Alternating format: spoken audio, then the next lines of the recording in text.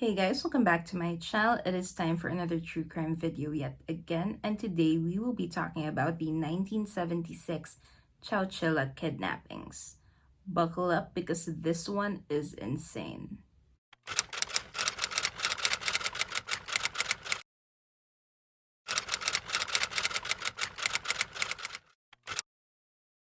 Frederick Woods IV, or Fred, was born on October 15th, 1951 in Portola Valley, California. Now, he came from a very wealthy and powerful family. And when I say wealthy, I don't just mean, oh, they're rich, they've got money, blah, blah, blah. This was old money, generational wealth, like really, really rich. His father, Frederick III, ran a couple of businesses and owned a lot of properties, which meant that Fred lived a very comfortable life. Basically, he was the type of kid that could get anything that he wanted. All of the material possessions that Fred wanted, he got. However, one thing he never had was love and affection. During his childhood, all the way to his teenage years, Fred would often find himself alone. He did not have many friends, and his parents would often leave him to be cared for by his nannies whenever they were out of town or out of the country for leisure. Sometimes they would even leave Fred with the nannies for months, and this really took a toll on him as a kid. He was shy, awkward, and extremely introverted. He would often shun other people out and even get picked on by his peers. Now, when Fred was 6 years old, he was extremely excited when he found out that he was going to become a big brother. Finally, someone would stay with him whenever his parents were away, at least someone that was family. In little Fred's mind, he wouldn't be so alone anymore. However, this wouldn't be the case either.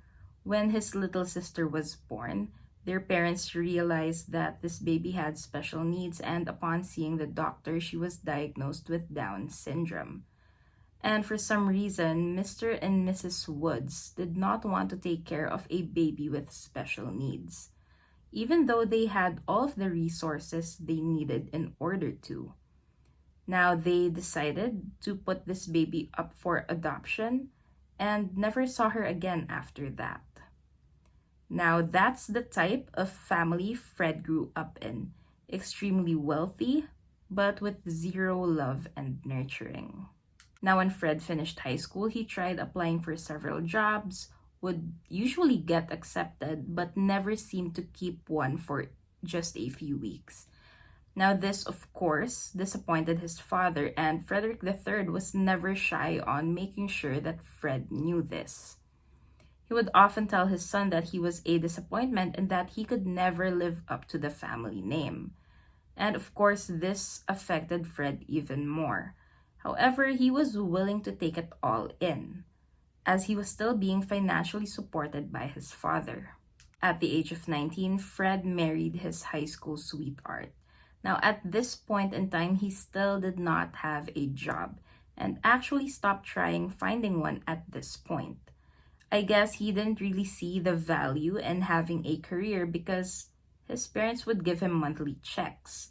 Now, I am not sure how much these monthly checks were for, but Fred was able to purchase a huge property, which he later filled with expensive antiques. He also had multiple cars, and Fred was very generous. However, that generosity was only for himself and himself alone. All of the money that he received monthly from his parents were for him and no one else. He used this for all of the things that he wanted, but never financially supported his wife and never contributed to their household bills. Now, eventually, his wife grew tired of his antics, and in less than a year of being married, she filed for divorce and left him. Now, Fred, who was in his early 20s at the time, had no job, no prior experience, and had just gotten divorced. And this, of course, upset his father further. And all he wanted in life was his dad's approval. So he finally gave in to one of his previous offers and started working at one of their businesses, the California Rock and Gravel Company that was situated in a rock quarry owned by their family. Now 22 years old, Fred was doing quite okay at his job, but he wasn't really happy. At this point, he was already so used to being provided with everything, so he was never really motivated to make his own living. But I guess he got lonely enough that he actually decided to reach out to one of his high school batchmates named Jim. Jim Schoenfeld went to the same school as Fred. They were never really friends in high school because, as I have mentioned before, Fred was never really a people person. But he suddenly decided to reconnect with Jim, asking if he wanted to fix up some old cars with him. Jim says, yeah, sure, but in one condition. I want to bring my brother Rick along. Now, Fred agrees, and this is when the three formed a bond.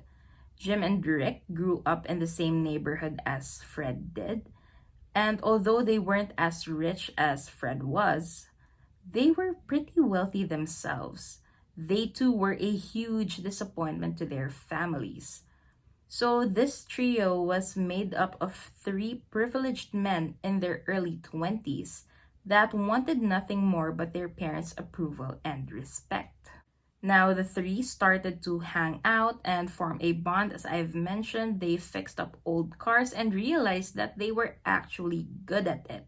So, they decided to turn this into a business venture and eventually opened up their own used car dealership. And they were making money at first, but not as much as they were hoping for.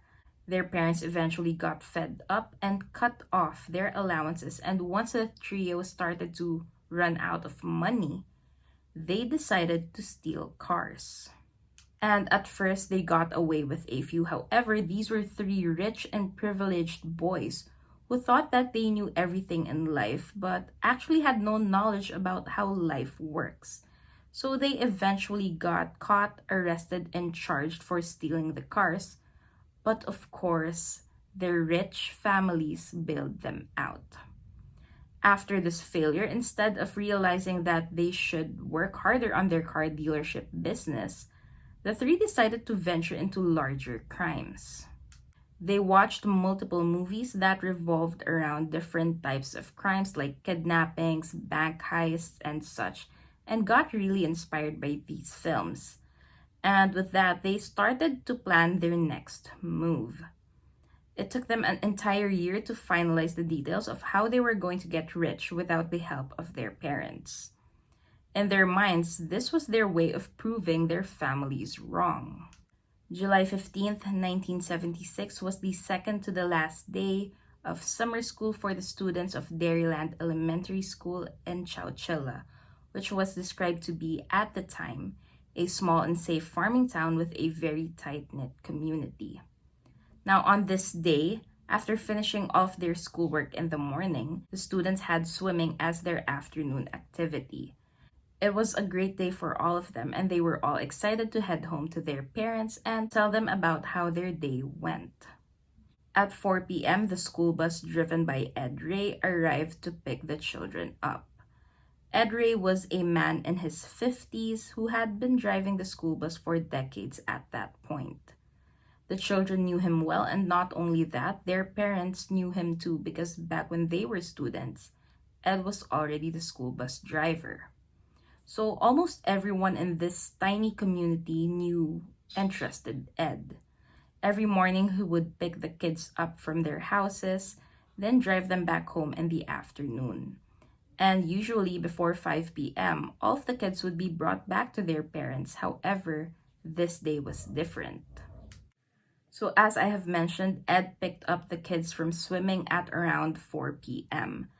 A few minutes into the bus ride, a few of the kids had already gotten off, and there were 26 kids left in the bus with Ed. These kids ranged from 5 to 14 years old, but most of them were 8, 9, and 10 years old. Now, as Ed was driving the bus through a quiet back road, he spots a white van parked across the road, completely blocking it.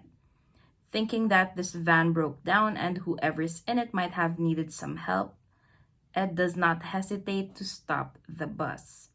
But as soon as he did, three men jumped out of this white van. They were wearing pantyhose over their faces and were armed with shotguns, all pointing at Ed. They then shouted for him to open the school bus doors, and afraid for the children's safety, Ed felt like he had no other choice but to comply. He opened the school bus door and all three men stormed in, causing for the children to panic.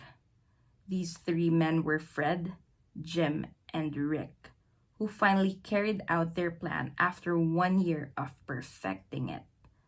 Now they told the kids to keep quiet, then ordered Ed to make his way to the back of the bus. And as Ed walked down the aisle of the bus, he tried his best to reassure the kids that everything was going to be fine. Now Rick gets off the bus and gets into the white van while Fred stayed in the bus, who was now being driven by Jim. They drove for around half an hour just outside Chowchilla and made their way into a secluded area. They then parked the bus on a dried up riverbed that was covered by a bamboo field that was tall enough to conceal the bus completely. On this field, they had a second van waiting for them, knowing that one van was not enough to carry a lot of children in it. They then parked these two vans right next to the school bus door in order for the kids to just step into the vans without leaving footprints on the ground. Now, these two vans were heavily modified for what they were intended for: kidnapping. All of the back seats were taken out and the windows were painted and covered with wood panels, which meant that it was pitch dark inside of these vehicles. There was also no ventilation in there, and this just caused the children to become even more frantic than they already were. They couldn't see anything and had no idea where they were being taken. They were then driven around in these vans for 12 hours. Now, back in Chowchilla, the parents started to worry. Ed was never late in taking these kids home, and the school also started getting calls from concerned parents saying that their kids were not home yet. Parents also started calling other parents and realized that something was completely off. They then reached out to Ed's family only to find out that Ed wasn't home yet either. Now, thinking that the bus might have just broken down somewhere, the worried parents and school administrators decided to report this to the police. Law enforcement, as well as volunteers from the community, quickly acted and formed a search party in hopes of locating the bus and finding Ed and the children. However, the bus was nowhere to be found. As I have mentioned, it was concealed in a bamboo field outside of their town. And a few hours into the search, a police helicopter was then deployed, and this is how they eventually located the bus. However, to everyone's horror, there was no sign of the children nor Ed. The police then spotted tire tracks that came from two other vehicles, telling them that this was a kidnapping. And although this was a very serious matter, the authorities had hopes that these kids were still out there and were only being held for ransom.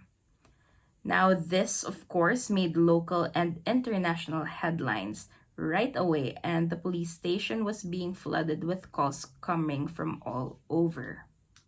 Meanwhile, at 4 a.m. on July 16th, 1976, Fred, Jim, and Rick, as well as their 27 victims, all arrived in their destination, the rock quarry owned by Fred's father. They parked beside a deep hole on the ground that had a ladder sticking out of it. And as soon as they arrived, they pulled Ed out of the van and told him that if he did not comply with what they wanted, he and the children were all going to get killed. They then told Ed to climb down the ladder, and he did.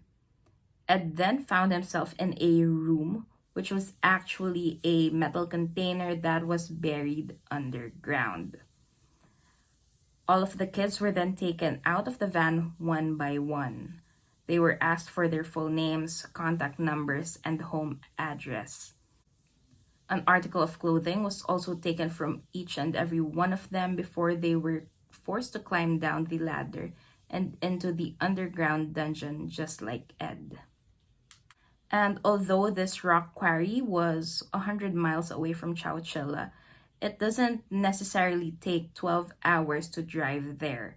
However, the three perpetrators drove these kids around for that long to make sure that once they arrive in the quarry, it would be in the middle of the night and no one else would be there. Now, once they successfully got everyone into this underground metal container, they closed the hole off with a metal plate and then placed two truck batteries on top of it to make sure that these people could not escape.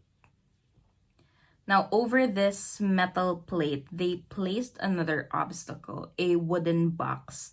Then these three men proceeded to cover this all up with soil and gravel, burying Ed and the 26 children alive. And all 27 of them were aware of this. They could hear dirt being shoveled, then dropped on top of the metal container's roof. And when the noises eventually stopped, this is when Ed and the kids started to look around. Inside the container were a few old mattresses, a small and very dim light, some makeshift toilets, little food and water that was nowhere near enough for 27 people. There was a ventilation system, however, this was crap and it was very weak and it was very difficult to breathe down there. Now, the kidnappers went home and left Ed and the kids underground. And these three were so excited to call the police for ransom, thinking that they would call the police, somehow show them the articles of clothing taken from the kids as proof, and the parents or the government would eventually get scared enough and pay the $5 million that they wanted.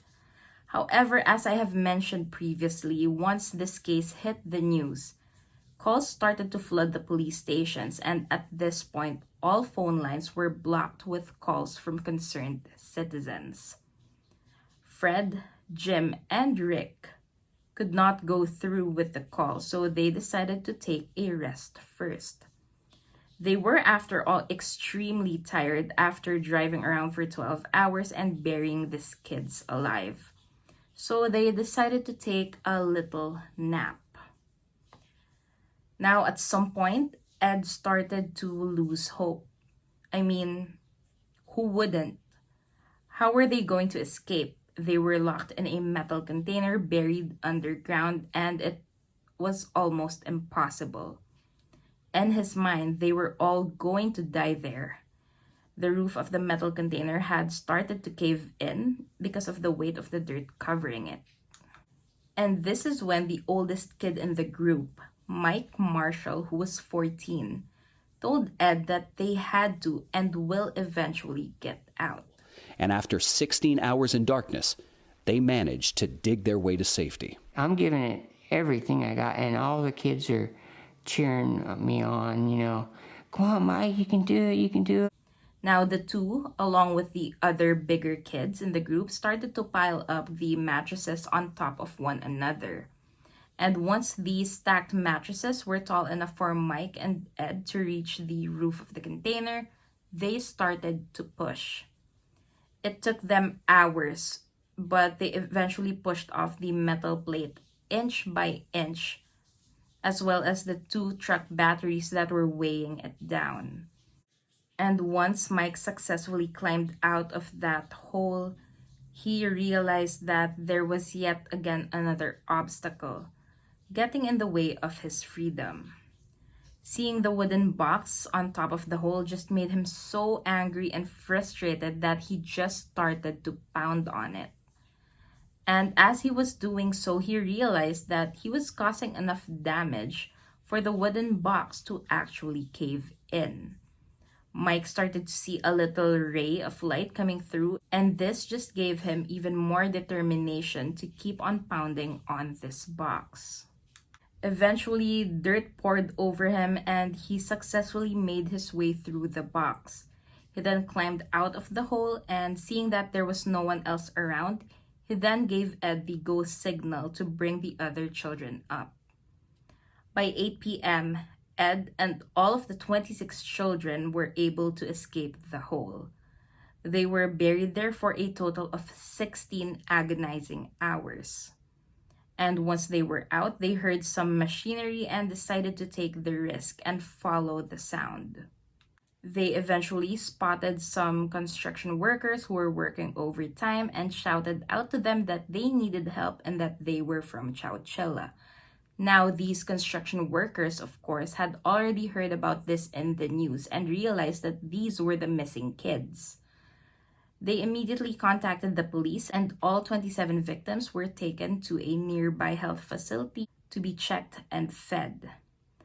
At midnight, they were all taken into a Greyhound bus to head back to their town. And of course, at first, some of the kids were hesitant to get into this bus but complied after being reassured that they were going to get returned to their parents. In the early hours of July 17th, 1976, all 26 children, as well as Ed, were able to reunite with their families. Now, you might be wondering what the heck happened to the three perpetrators. Fred, Jim, and Rick, as I've told you earlier, decided to take a little nap. However, they slept longer than what they intended, and once they woke up in the morning, they turned on the television to watch some news, and this is when they saw that Ed and the kids were all able to escape. And realizing that their plan had failed, Fred and Jim decided to make a run for it, while Rick, on the other hand, decided to stay back and just lay low for a while. Now, as soon as the kids and Ed were okay, the investigations began. They couldn't really give out a clear description as to what these three kidnappers looked like because the pantyhose that they were wearing distorted their faces completely. However, they did tell the authorities that there were three men who were probably in their 20s that was involved. The investigators then decided to talk to the security guard at the rock quarry, who told them that he had no idea what happened or who did it, but he did remember something a bit off from a few months prior. According to him, he saw three men on the property who were making a few workers dig a large and deep hole on the ground, and that one of these men was Fred Woods IV, the son of the company's owner. The authorities then went to Fred's home and did not find him there, but they were able to discover some incriminating evidence that tied him up to this case. They found his notes that detailed each and every step of their plan. The authorities then decided to look into his history and found out that he had a prior charge when he was caught stealing cars and that he had two accomplices when he did this, Jim and Rick Schoenfeld. They put two and two together and started the manhunt for the trio. Rick eventually surrendered himself in, saying that his brother Jim and Fred had run off. A few days later, Jim was caught trying to flee the country, and just 2 weeks after the kidnapping, Fred was also found and arrested in Canada. The three men pleaded guilty to 27 counts of kidnapping for ransom, but pled not guilty to causing bodily harm. The trials lasted for 16 months, with Ed and some of the older kids testifying against them in court. All three men were found guilty of 27 counts of kidnapping for ransom and 8 counts of causing bodily harm. They were then sentenced to life in prison. Ed, or Frank Edward Ray, was given the California School Employees Association citation for outstanding community service. So later in the afternoon there, we never did hear him cutting the wires or no more. So me and a couple boys decided we'd better start digging. We was going to lose our lives there, same as getting if we dug ourselves out. So when we started to move this steel plate, we couldn't hardly move it because it had two great big old batteries on top of it. The batteries I couldn't even lift by myself. I got the kid to help me. We had to pile up mattresses and stuff, get up close enough to the hole to get it out.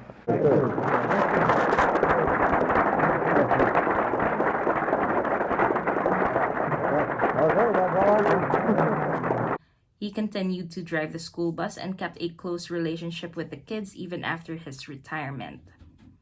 Ed would often be visited by these kids well into their adult lives before he passed away on May 17th, 2012 at the age of 91. Rick Schoenfeld, who turned himself in, got paroled in the same year at the age of 57. His brother Jim was granted parole in 2015 at the age of 63, and Fred Woods, the mastermind of all of this, was granted full parole just last August of 2022 at the age of 70. I honestly have no words for this case.